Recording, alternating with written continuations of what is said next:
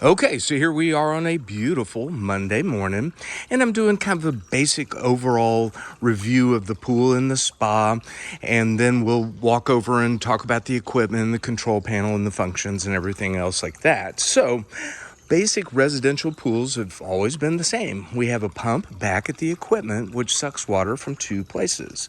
So we're sucking from one skimmer right here, and our second skimmer strategically located right here. I did find good suction from both of our skimmers going back to the equipment, and then the other way is via our federally compliant two bottom drain covers. So once it goes through the system, meaning it goes through the pump, then goes through the filter, then passes through a chlorinator, then chlorinated and clean water returns to this pool through 4 return jets. So right over here is number 1, 2, 3, and then 4 here at my feet. It appears that they have pressure. I can see pressure coming from all 4 of those. Acting as additional returns, we have right here is our tanning ledge area. So this is designed to put an umbrella right there. You can unscrew that little cap right there, stick an umbrella in here, put a plastic chaise lounge, hang out, watch the kids or your friends swim. But because of the shallow nature of this water, this area, just like it is now, is very susceptible to algae buildup. But these little bubbler fountains right here provide extra agitation going on this, making it less likely that this area will build up algae. So it's kind of, just additional returns. Oh, and bonus, we've got LED lights on them, and they have an UPTCO GFCI breaker. Right over here, we have one 8-inch color changing LED light. Once again, he's got an UPTCO GFCI breaker. Over here, what I see, we have this open return that's right there. Well, that's a Polaris return. Well, here's our Polaris floor unit. You'll see in the equipment video that we have a functioning Polaris unit. And the way this guy works is you plug him into the wall. He sets down in the pool. The pressure coming from the pump causes to turn his 3 wheels, pushes a little bit of water down on the surface. And this guy is supposed to cruise around picking up leaves and debris. And then he has a mesh bag in which he collects this stuff. So let's put this guy in the pool and see how he functions. I'll be very honest with you. This is a tight, small little pool. It could very possibly be that we're using a pool tech to keep our pool clean, and they just don't see a function for it. But let's put that unit in the pool and see if it does any good for us. Okay, let's come over here and talk about our spa here for a second. So when we're in spa mode, effectively what we're trying to do is pull water from our bottom drain cover. So we've got our 2 bottom drain covers right here, sucking back to the main pump, and then we're returning clean, chlorinated, and when we turn our heater on, heated water. And so we've got 6 jets in here. 1, 2, 3, 4, 5, and 6 here at my feet. All 6 of them look like they have water pressure, and except we're missing a jet head right here. So we can get a replacement jet head at a pool store for about $20 or so. You can just simply unscrew one of these right here, take it into the pool store, get a replacement. Okay, right down here we have one 1.5-inch color changing LED light. He's got an UPTCO GFCI breaker.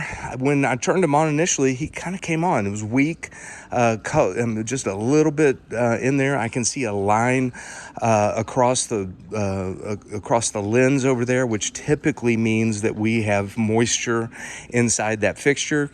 I have not swam the pool, so I can't prove that, but I leave them to the pool techs. There's just a screw right at the top, and they pull them out, set them up on the deck over here, open them up, and analyze them. So if it's just a motherboard or an LED replacement, $500-600. If the entire fixture needs to be replaced, we could be looking at $1,300 to $1,400.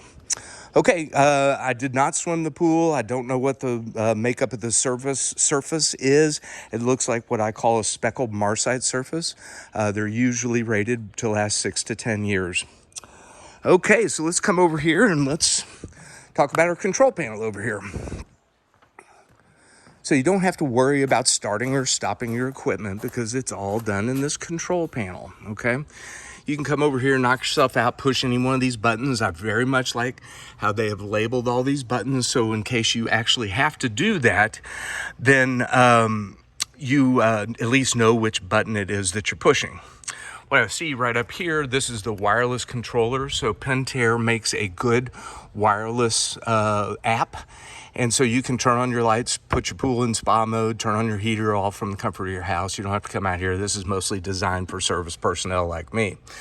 Right down here are the breakers related to the pool equipment. So by code, all breakers related to the pool equipment are supposed to be GFCI protected. So we've got all 6 of our pool breakers.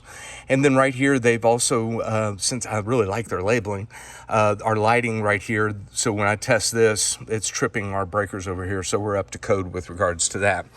One thing I failed to mention right here, this is a little pool miser. I frankly haven't seen but maybe one more of these things, but it's related to the autofill device. So right here is our autofill. So these are the way to automatically add water into the pool to account for evaporation. It appears to be kind of a wireless thing. So maybe you've got an app that operates this guy. I can't prove whether he's working or not. We're not a big fan of them, and the reason for it is they mask leaks. So we think you should manually fill your pool. All right, let's go over here and one thing, got to take these lights off. Anything that's within 5 feet of the edge of the pool needs to be removed. So we need to push these lights back and away from the pool area so they don't present a safety hazard for the swimmers. Okay, so over here is our equipment. So I would consider this to be a simple equipment setup. And we're simple because we just have 1 pump, 2 pumps, got a filter, chlorinator, and heater. Frankly, got everything that we need to run a pool in the spa and nothing that we don't. So I'm a big fan of the simple because it just greatly limits what can potentially go wrong. I'm also a fan that we're really in the shade with this equipment. We got some big old trees that are providing us good shade in the afternoon, I believe. And so this equipment will run cooler, quieter, and frankly last us longer.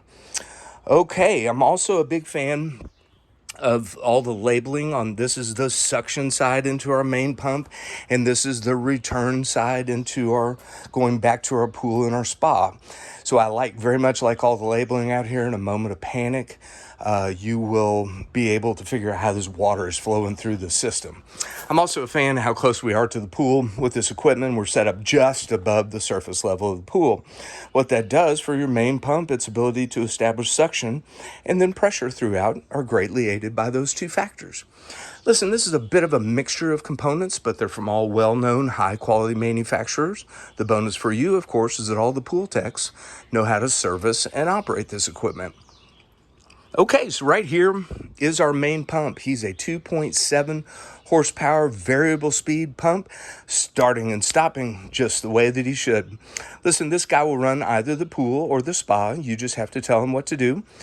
So I know it's a mouthful, but a couple years ago in the state of Texas, variable speed pumps on our main pump became code. And here's why.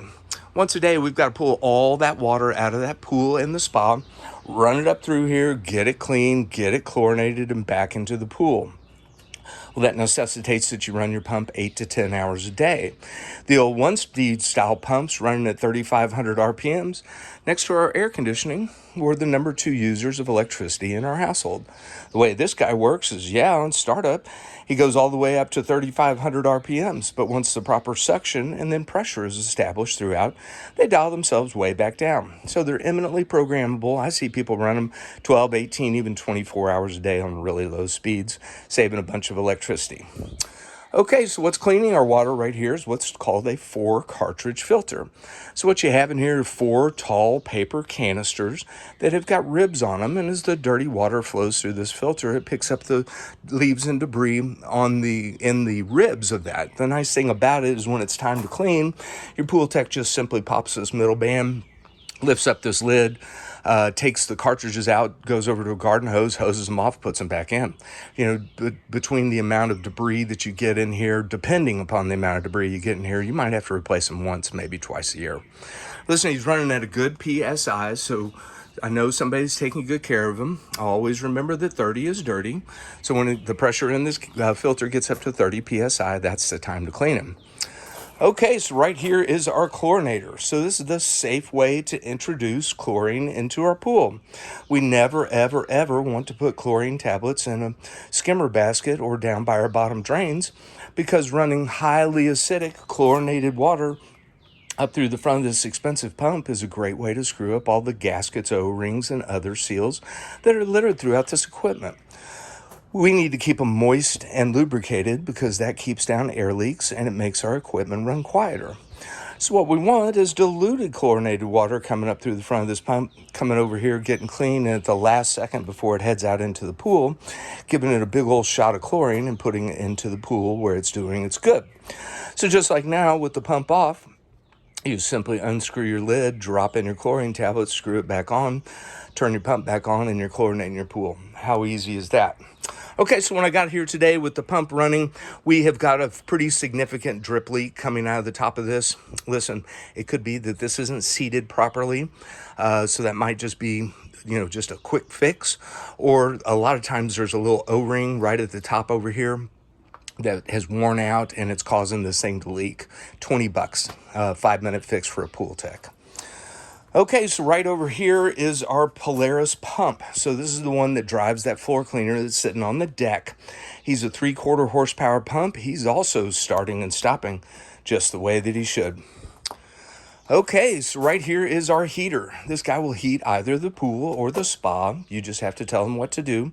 So he's got a 2-stage startup. So first you turn him on, he turns on electrically, and then when the gas ignites over here, that's our second stage. Listen, I found him starting and stopping just the way that he should, provided nice heat in the spa. Right down here is what's known as a sediment trap. So we can get debris that comes through our gas line. Well, we don't want it running through the front of our expensive heater, so they install this little sediment trap so any debris falls down into this pipe instead of going through the front of the heater. That's a code item. We're up to code. Okay, let me show you one thing on the equipment when we put it into spa mode, and that's when you want to do your hot tubbing. So we're sucking water from the spa and returning it to the spa, and then we want to heat that water before it goes out to the back over to the spa. And when we're sucking and returning, we're saving our heated water just in the spa, so it's pretty efficient. Okay, but the way they have set these guys up is when we're in spa mode, we are sucking, as I mentioned before, from the spa drain right here, and then we're returning back to these spa jets. So this is your pressure side valve, automatic valve. This is your suction side automatic valve, okay? So the way they built it, and this is just my opinion, these operate normally. I'm not showing any signs of leaking going on with either of these, but the issue is this is where it sits in normal pool mode. So we're bypassing the heater right here, the water as it's returning back to the pool. So if and when you want to put the pool in spa mode, you have to come over here and dial it and close off this bypass so that the water will go through the heater and get heated and returned. So I'm not a big fan of manual valves here. You could very easily have them take this automatic valve, put it right there, and swap these two. And then I think you'll find better performance. Anyway, just something to think about. Okay, so one safety feature I want to talk about is what's known as bonding wire. So bonding wire is like a lightning rod for our pool equipment. What we're trying to prevent is any funky surge of electricity generated by any of these electrical components getting over into the pool and injuring somebody. Well, it's accomplished with bonding wire. It's this heavy gauge number 2 copper wire right here, and we attach to the lug of the back of our pump, our heater. Come over here, attach to the lug of the back of this pump, and then we're traveling over to our main pump, and we're supposed to attach over there, and then we terminate 3 feet into the ground. So any funky surge of electricity ends up in the ground and not out into the pool. Well, what I found is that this little piece of bonding wire right here has simply fallen off. It needs to be attached to the lug of the main pump, so that'd be a quick fix for a pool tech. Probably charge you $10-15 to get that done. Okay, so as I mentioned before, we got a couple little tweaks over here, something to think about our automatic valve. Let's talk to a pool service professional and see what, maybe there's some way of working this to where we don't have to manually come out here and bypass the water to the heater.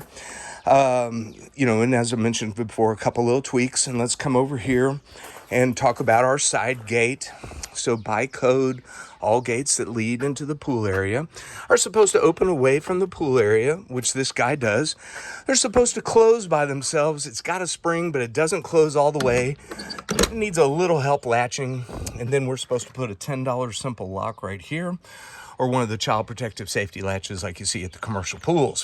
What we're trying to prevent is the 5-year-old from across the street toddling over here when you're out of town and a tragedy happening.